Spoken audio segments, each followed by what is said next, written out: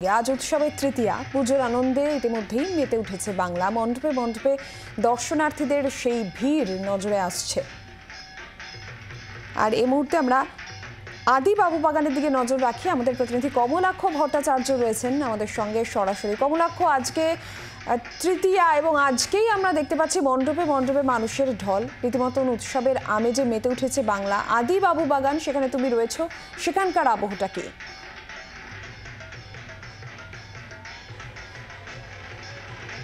দেখো, একেবারে festive mood. তার কারণ অধিকাংশ পুজো মণ্ডপ আজকে কিন্তু উদ্বোধন হচ্ছে। ঠিক তেমনভাবেই আজকেও এই আদি বাবু বাগান সার্বজনীন, কলকাতার অত্যন্ত পুরনো পুজো, ৭২ বছরের পুজো। এই মুহূর্তে মণ্ডপে রয়েছি। এই ৭২ বছরের মণ্ডপ এবার তুলে ধরা হয়েছে, যার থিম তা হলো মাটি, অর্থাৎ দেবী প্রতিমার শুরু থেকে শেষ একটি প্রতিমা তৈরি করার ক্ষেত্রে শিল্পীর আতুর ঘর ঠিক যেমনভাবে থাকে, সেই শিল্পীর আতুর ঘরে দেবী প্রতিমা ধীরে ধীরে মৃন্ময়ী থেকে চিন্ময়ী রূপ নেওয়ার যে তার যে সজ্জা এবং তার যে সাজ, সেই সমস্ত কিছু এই ৭২ বছরের পুজোয় এবার কিন্তু এই মাটি থিমের মাধ্যমে তুলে ধরা হয়েছে। এবং তার সঙ্গে সঙ্গে একেবারে আজকে কিছুক্ষণের মধ্যে উদ্বোধন, তার আগে মণ্ডপে ঢুকে পড়েছি আমরা।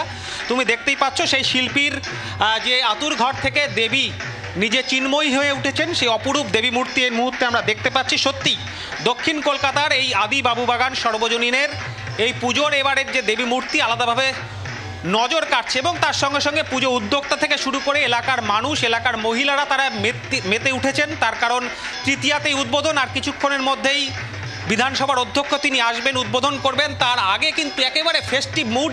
তুমি দেখতেই পাচ্ছ ক্লাবের উদ্যোক্তারা রয়েছেন, কর্মকর্তারা রয়েছেন, মহিলারা রয়েছেন, এবং একেবারে ঢাকের বলে শুরু হয়ে গেছে পুজোর জৌলুস, পুজোর উন্মাদনা। এই মুহূর্তে সেই ছবি সরাসরি মিন্টুর ক্যামেরার মাধ্যমে আমরা দেখে নেওয়ার চেষ্টা করব। ঢাকের বোল, তার সঙ্গে সঙ্গে এই মুহূর্তে পুজোর যেন একেবারে সেই চেনা ছবি উঠে আসছে আদি বাবু বাগান সর্বজনীন থেকে।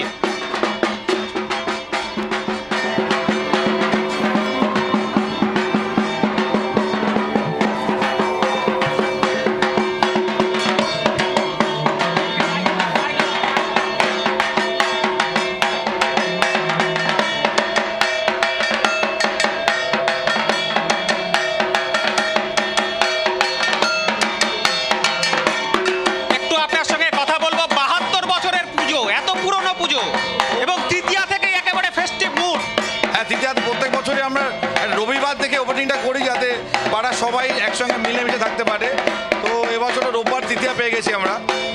খুব ভালো আনন্দ হচ্ছে আমাদের, এবং আমরা নিজের পাড়ার ছেলেরাই বন্ধুরা মিলেই এই থিমটা বানিয়েছি। এমন নয় যে অন্য কেউ বাইরে থেকে আর্টিস্ট ভাড়া করে করে। তো এই দেখুন, মায়ের যে চক্ষুদান হচ্ছে, চক্ষুদান করে এখানে পুজো হচ্ছে। আপনারা আগে দেখেছেন যে মা কীভাবে তৈরি হচ্ছে মাটি থেকে কাঠামো, তারপর খড় বাঁধা, তারপরে মাটি লেপা, মাটি মাজা, শাড়ি পরা। চক্ষুদান ছাড়া এখানে চক্ষুদান হচ্ছে এবং মায়ের প্রতিমা এখানে পুজো হবে। এবারে দেবী প্রতিমার সামনে যারা নাচ করছেন তাদেরকে একটু থামানোর চেষ্টা করব। সরি, আপনাদের ডিস্টার্ব করলাম। একেবারে ফেস্টিভ মুড জমে উঠেছে। পুজোর কদিন কি প্ল্যান রয়েছে একটু বলবেন? পুজোর কদিন তো আমরা এই মূলত পাড়াতেই থাকি। পাড়ার প্রথম এই তৃতীয়া থেকে শুরু হয়েছে আমাদের আজকে অনুষ্ঠান, এবং দশমী পর্যন্ত আমরা এখানেই সকাল থেকে সন্ধে পর্যন্ত বিভিন্ন রকম অনুষ্ঠান আমাদের চলতেই থাকে। বিভিন্ন দিন সাংস্কৃতিক অনুষ্ঠান, তার সাথে খাওয়া দাওয়া, অষ্টমীর অঞ্জলি, সন্ধি পুজো। আমাদের এই পাড়াটা পুরো আমাদের পরিবারের মতো, মানে একান্নবর্তী পরিবারে যেরকম পুজো হয় আমরা পাড়াটা সেরকম, আমাদের পাড়ার পুজোটা সেরকমই।